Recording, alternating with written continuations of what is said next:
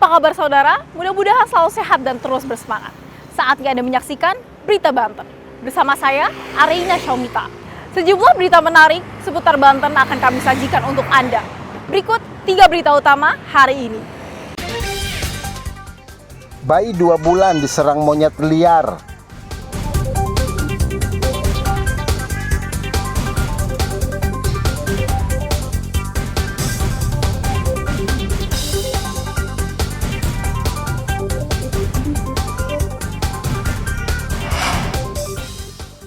Dua sungai meluap, ratusan rumah di Lebak terendam banjir.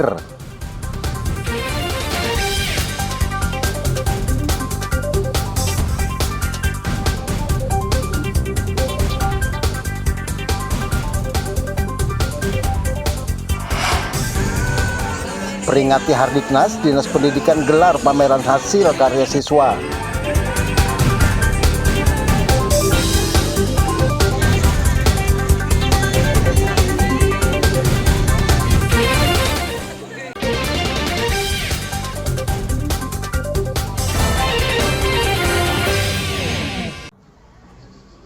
Sungguh malang nasib Alwiansah, balita pasangan Munasir dan Siti Aisyah, warga Kampung Buntur Hilir, Desa Parung Panjang, Kecamatan Wanasalam, Kabupaten Lebak, luka akibat digigit monyet liar. Bayi berusia 2 bulan ini mengalami luka serius pada bagian perut setelah diserang monyet liar.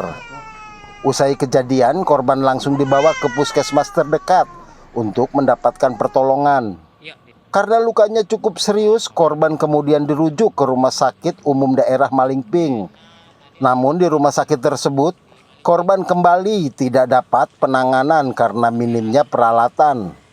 Keluarga yang kebingungan akhirnya mendapat pertolongan dari seorang relawan dan diantar ke Rumah Sakit Hermina di Ciruas, Serang dan langsung mendapatkan tindakan operasi. Kejadian penyerangan monyet liar tersebut bermula saat korban sedang tidur siang di selasa rumah.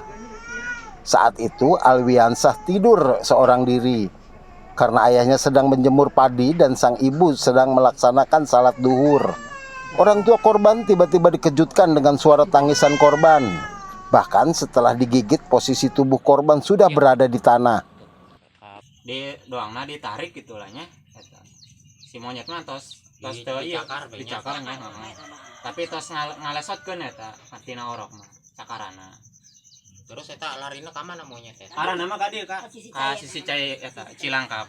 Alhamdulillah kondisi bayi Alwi korban gigitan monyet liar sudah selesai dioperasi pada jam 2 dini hari Senin malam Selasa lalu, dan saat ini masih berada di ruang ICU perawatan Rumah Sakit Hermina Serang dan sedang menunggu pemulihan. Kondisi Alwiansah kini sudah berada di ruang ICU setelah mendapatkan perawatan dan menjalani operasi. Ariel Maranus dan Ali Saipul melaporkan dari Kabupaten Lebak. Intensitas hujan yang cukup tinggi yang terjadi di wilayah Kabupaten Lebak menyebabkan meluapnya Sungai Ciberem dan Sungai Jamblang hingga merendam permukiman warga di Kecamatan Maja, Kabupaten Lebak. Bahkan sejumlah warga terpaksa mengungsi ke lokasi yang lebih aman karena ketinggian banjir yang merendam rumah warga mencapai 80 cm. Banjir mulai merendam permukiman warga sejak Kamis pagi. Sejak wilayah Kabupaten Lebak diguyur hujan deras lebih dari 3 jam pada malam harinya. Berdasarkan hasil pendataan pihak kepolisian, terdapat 290 rumah warga yang terdampak banjir yang berada di 5 desa. Selain rumah, banjir juga merendam 2 bangunan sekolah. Mengantisipasi ketinggian banjir akan bertambah, warga diimbau untuk tetap waspada. Jam 6. Oh gitu. Mulai hujan jam 10, jam 9 sampai jam 1 malam. Malam. Itu air langsung Air itu sampai begini pagi-pagi datang jam 6. oh gitu. Jam 6 sampai sekarang. Sampai sekarang ini belum surut nih. Belum ada surut, belum. Kami laporkan dari Kecamatan Maja untuk kampung yang terendam banjir ada 8, yang terparah ada 5. Terutama ini kami saat ini berada di Desa Ciberem. Untuk jumlah rumah yang terendam kurang lebih 290-an. Sejumlah anggota dari TNI Polri dan relawan BPBD terus melakukan pemantauan di lokasi banjir. Ariel Maranus dan Saipul melaporkan dari Kabupaten Lebak. Hujan yang deras terjadi di sebagian besar wilayah Kabupaten Serang menyebabkan puluhan rumah di Desa Junti, Kecamatan Jawilan, Kabupaten Serang terendam banjir. Ketinggian banjir bervariasi antara 30 hingga 50 cm. Hujan deras yang terjadi sekitar 3 jam membuat banjir dengan cepat naik. Bahkan banjir yang datang pada Kamis dini hari kemarin membuat warga tidak bisa berbuat banyak untuk menyelamatkan barang-barang mereka, sehingga banyak perabotan yang terendam banjir. Akibat terendam banjir, 6 keluarga yang terdampak banjir terpaksa mengungsi ke masjid dan rumah kerabat mereka. Sedangkan warga masih ada yang memilih bertahan di rumah. Banjir yang terjadi di daerah ini bukanlah kali yang pertama. Selain curah hujan yang tinggi, kondisi drainase yang buruk juga menyebabkan banjir sering merendam kampung ini. Malam itu jam 12, hujan berapa jam, hujannya terlalu deras. Dan gue lagi tidur, kaget ada air. Langsung ngeberesin barang-barang, kulupnya segala, mesin cuci, segala macam-macam, kasur, segala macam-macam perabotan di dapur. Sampai nggak bisa tidur sampai semalam.